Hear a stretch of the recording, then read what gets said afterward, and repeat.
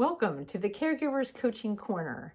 I'm Dementia Coach Diane, and I'm sharing my journey as I care for my husband Ben, who's living at home with Lewy Body dementia.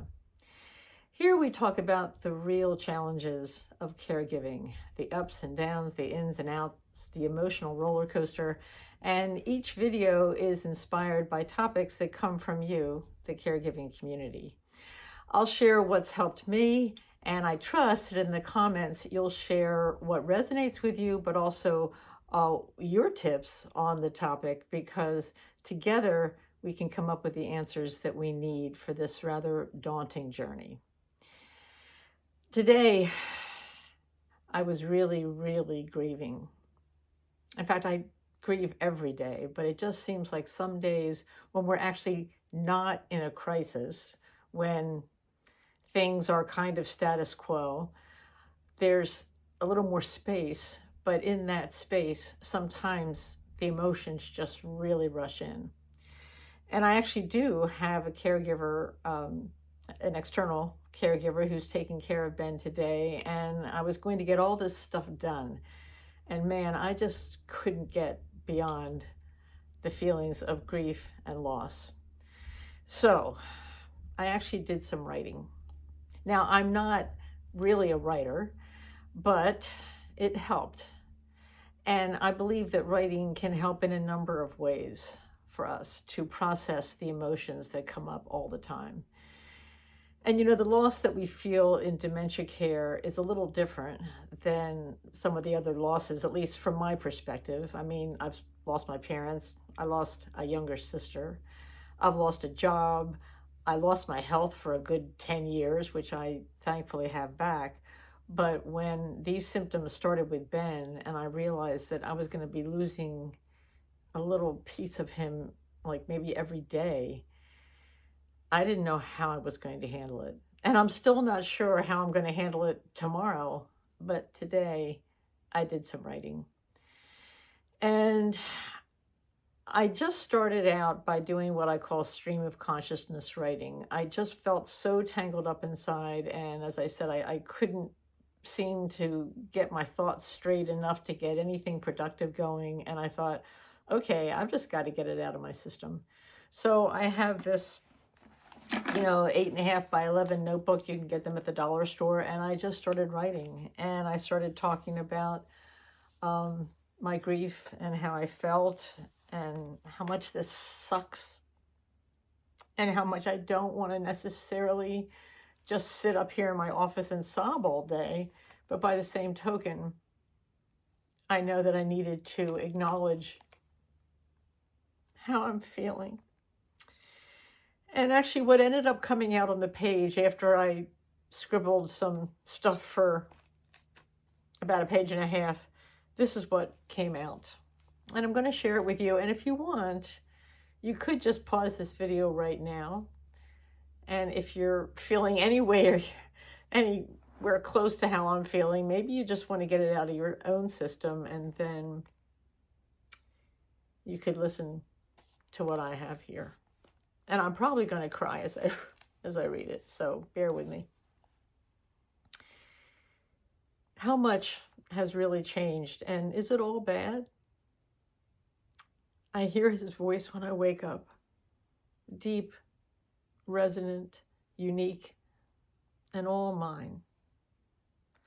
I see the light in his eyes, and it grows brighter as I stare, knowing he's still there. His smile is weaker. There's a tremor at the corner of his mouth, but it's there for me. He calls me his angel, and I call him my prince. We agreed to this journey. Our souls planted in heaven before we incarnated. We mapped it all out. We laughed at the twists and turns we placed on the road to surprise, scare, and delight us. We held hands and shook on it before we descended. Our journey, our life, our growth. No one else will ever know completely what we know, what we see in each other, what space we hold for the other to be just who they are. Our human characters try to change the other, and they can still rear their egos and think they can make a difference. All for the highest good, of course, but those human characters, they fall away, frustrated with trying to do the impossible. Now there are no more interventions. There are no more expectations. There are no more attempts to change the other's point of view. There is only love and acceptance and peace with the present moment. Total permission is given and received to be right where we are, perfect and whole and complete. Not without flaws, but flaws that bring beauty to the observer. The looks of love that are exchanged now far surpass in number what we had before, with different schedules, different needs, and different desires. Now our needs are one, for safety, peace, love. My prince is easy to please, with hugs, food, and reassurances that I'll always be here for him. I'll never leave him, and I'll always be his girl. He'll never leave me either. I know that now. Any lingering strands of insecurity or jealousies from long ago are gone forever as we go forth together in the nowness and newness of the present moment. So that's what came out on the page.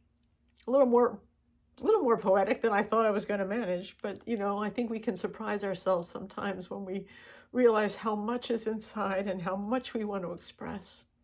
And it's hard to do when we're doing like 10 loads of laundry before 9 o'clock and worrying about finances and what the future's going to be like and how we're going to do this. But we can do it. We are doing it, right? We're getting up every day. We're taking care of our loved ones. We're doing the best we can. And maybe some writing will help you too. Excuse me. It is a safe place for all of these feelings. I don't like to cry in front of Ben because he's still really is so sensitive to my moods, to my every facial expression. So I don't like to cry in front of him. And I don't really want to do that with the rare times that I'm with friends and family. So sometimes, the written page is my best friend in a given moment because I don't have to worry about being strong for anybody. I don't have to worry about saying the right thing. I don't have to worry about being inspirational even. I just have to be there for me. And so there are a number actually of, I looked up some different writing exercises and then I skipped all of them, but there's some good ideas here and I'm going to try them in the future. The unsent letter, we can write a letter to our loved one, as they were before dementia or as they are now. We can say what we miss, what we love, or what we wish we could tell them. We could do a gratitude list with a twist, things that we're grateful for, no matter how small. I'm really grateful for indoor plumbing. I feel that way a lot. We could do a rage page. We could do something about, what I wish people knew about what outsiders don't see, the struggles and the small victories. Maybe it can actually just help us to validate ourselves. And there's some other ideas here, which what I'll do is actually send them out in my newsletter. I do the newsletter about once a week, so it really depends on when you see this video. If you want to get these writing tips, just put in the comments writing tips, and I'll get them out to you. Actually, I take that back. Email me, Diane@dementiacoachdiane.com. That's better, because quite honestly, I might miss some of the comments. I'm going to try to respond to everybody's, but I get caught up obviously with caregiving, and then I might, miss some comments. So please, as I said, if depending on when you're watching this video, if you'd like some of these ideas about how to use writing for grief, just feel free to email me, and I'll send them out to you.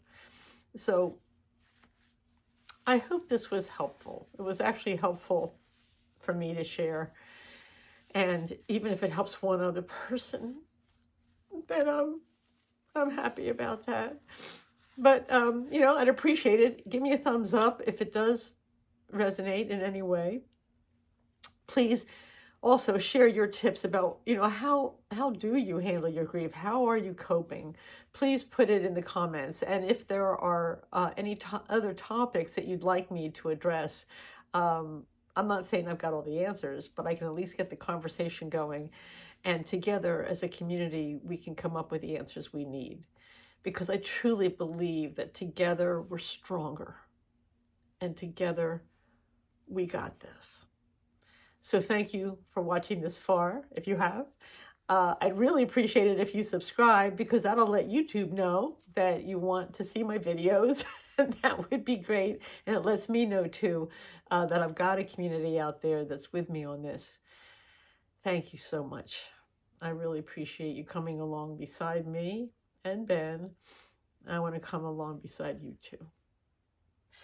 Once again, together we're stronger. Together, we got this.